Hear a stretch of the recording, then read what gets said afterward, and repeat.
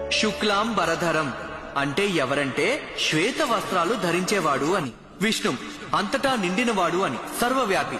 శశివర్ణం అంటే ఆయన వర్చస్సు చంద్రబింబం ప్రకాశం కంటే కాంతివంతమైనది అని. చతుర్భుజం అంటే 4 భుజాలున్నాయి అని.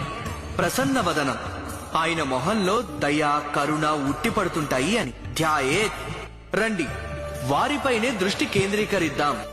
సర్వ విఘ్నోపశాంతయేత్ అంటే ఎవరంటే సమస్త దుఃఖాలను కష్టాలను విఘ్నాలను నివారించేవాడు అని. ఇక్కడ విష్ణువు అంటే అర్థం అంతటా ఉన్నవాడు అని. అన్ని చోట్ల ఉన్నాడు.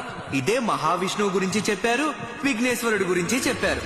అయితే ధ్యాయేత్ సర్వ విఘ్నోపశాంతయే దీనికి అర్థం ఏమిటంటే ఆయన్ని ఆరాధిస్తే సమస్త దుఃఖం కష్టం విపత్తులు ఆపదలు బాధలు ఆటంకాలకి కారణాలు తొలగిస్తాడు అని.